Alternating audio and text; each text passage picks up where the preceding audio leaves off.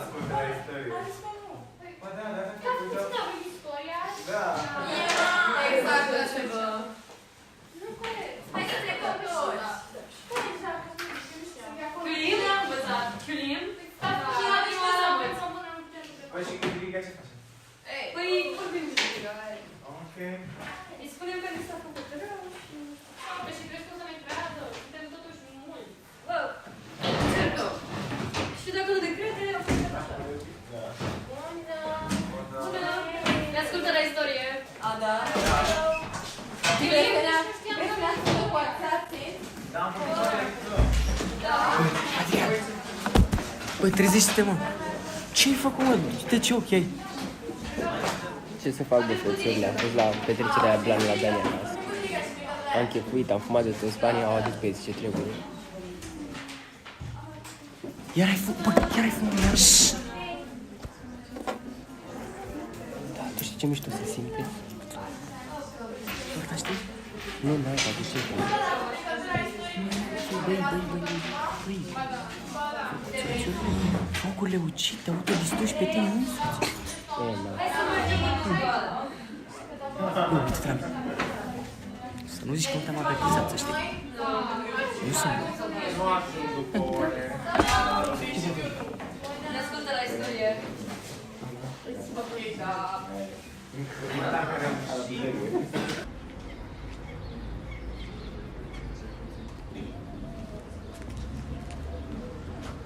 Ce mă zgălești, mă, acolo? Nu mă zgălești, desenezi. Totuși, ăștia negru cu măști ce reprezintă? Ok, vină un pas. Deci, îi vezi pe ăștia doi, da? Sunt ucigașii din script și, sau cel puțin se vor fi. Și ăsta de aici e Jigsaw. Dar, în schimb, toți trei au trei roluri diferite.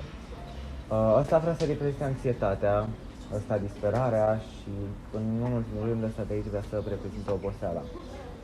Ei vor să fie aspecte negative ale dependenței de droguri. De unde știi tu că așa se simt dependenții de droguri? Poate nu e adevărat. Dacă. Uite, vezi tu, hai că-mi eu era un cu totul alt om înainte să apuce de droguri. A fost dat afară de la uzină, a luat-o pe alte căi. A început să vândă pliculețe cu tot felul de substanțe și după aia a început să ia și el și când lua nu mai era el. Eu și mama ne-am mutat la bunica.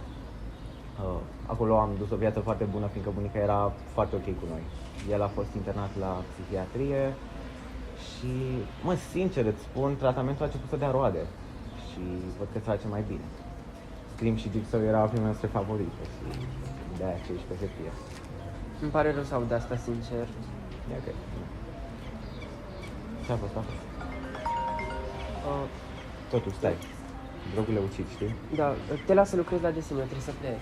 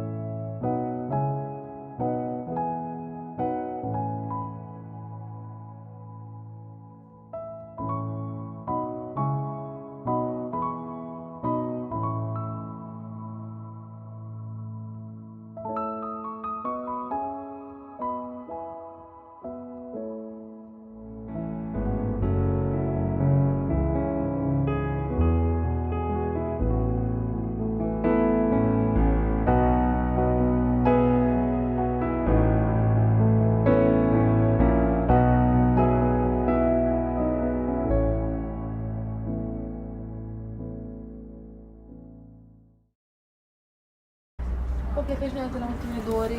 Da, că nu am început să stau. Lăsați asta. Am fost aseară la petrecere la Dani. Bă, știți cât de mișto a putut să fie. Mai ales că s-a rupt masa cu el. Toate ca toate, dar voi ați văzut ce s-a adus aseară? Nu știu, dar l-am văzut pe Adi cu țigară în mână. Ce mai așa puțin? Adi nu era elevul cel mai scriitor din clasă? Cum n-ai l-ai văzut, mă, tu cu o țigară în mână? Și eu l-am văzut, dar nu era orice țigară. Nu înțeleg nici a să fac asta. Știți că drogurile ucid. Nu e problema mea, dar nici eu nu știu de ce vrea să facă toate astea. Bine, gata. Nu avem problema lui. Hai să ajungem să pe aia de robusețe.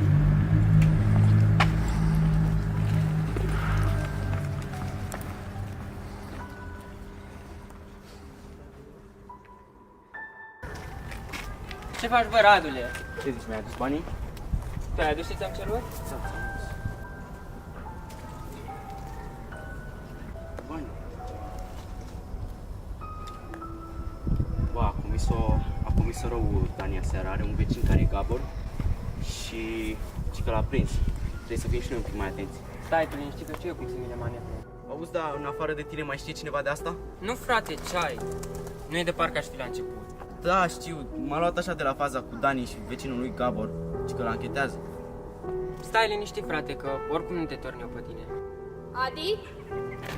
Noi parcă am vorbit ceva, dar lasă, Ce faci, mai Adrian? De ce nu ești la școală? Și acolo, dăm să văd. Ce ai, mă? Cum spunea din aur cu prietenul tău despre unul, Dani, chiar așa vrei să ajungi? Mă urmărești? Fă crești pentru tine. Nu s-a întâmplat nimic, ok? Ce s-a întâmplat cu Dani a fost din atenție, eu nu sunt Dani. Adrian, nu înțelegi. Te rog, dă să văd ce e acolo. Sunt destul de matur să iau ce decizie vreau. Și tu nu o să le spui nimic al lor noștri, pentru că o să le spun și eu tot ce ai făcut cu iubitul tău.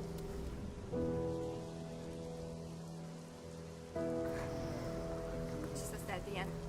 Mama și tata își rup spatele pentru noi, mai ales pentru tine, să-ți ofere un viitor bun și tu de-astea faci. Așa și? Dă-l încoa. Anturajele. Ce ți-a greșit mama? Cu ce ți-a greșit tata? Cu ce ți-a greșit eu? Te rog, vreau să te ajut. Promit că nu le spun nimic, doar dacă îmi spui ce se întâmplă. Te rog. Are rost ce e? Totul a început la o petrecere și m-am simțit mai bine decât m-am simțit în toată viața mea. Adrian, drogurile ucid! Te distrugi! Uită-te la tine cum arăți! Ție-ți place? Da, îmi place. Mă simt diferit. Mă simt ascultat. Mă simt important. E prima dată când nu ești tu în centrul atenției. Nu te făra și părinților le pasă de tine. Vezi să nu. Dă-mi plicul. Sunt dependent. Dă-mi plicul.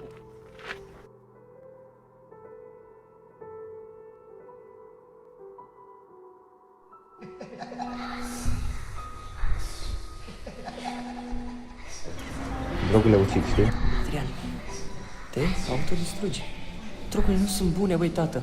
E, na. Ce ți-am greșit eu? Ce ți-a greșit mama? Ce ți-a greșit tata? Are rost ce e? Adi nu era elevul cel mai silitor din clasă? Cum naiba l-ai văzut, mă, tu cu o țigară în mână? Noi parcă am vorbit ceva, dar lasă, terminat. Adrian, drogurile ucid! Te distrugi! Uită-te la tine cum arăți! Ție-ți place? Eu te-am avertizat, să știi. Să nu zici că nu sunt eu frate cu tine. Te-am avertizat.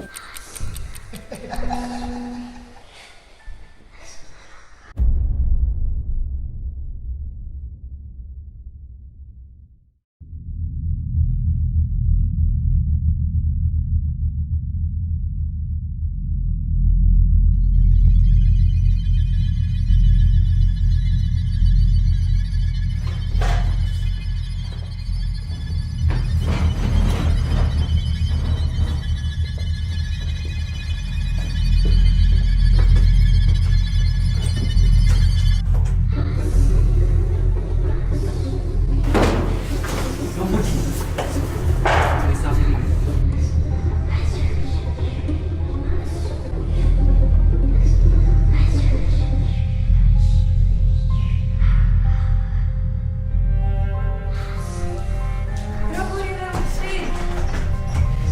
Trezește-te!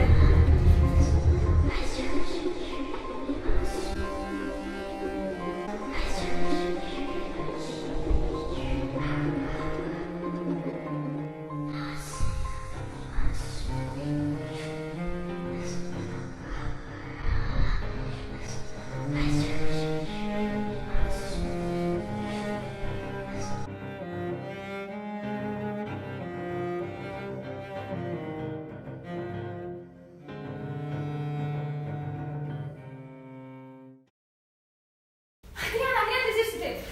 Ce faci aici? Hei, stai liniștit. Știu prin ce treci. Serios? Da, nu e ușor. Și am trecut prin Mă duceam într-o lume în care mă simțeam diferită. Ulterior s-au transformat în coșmaruri. Nu vreau să retrăiesc acele momente. Și cum ai trecut peste asta? Am luat decizia care era cea mai importantă pentru mine. Pur și simplu am ales să mă ocup de cei din jurul meu.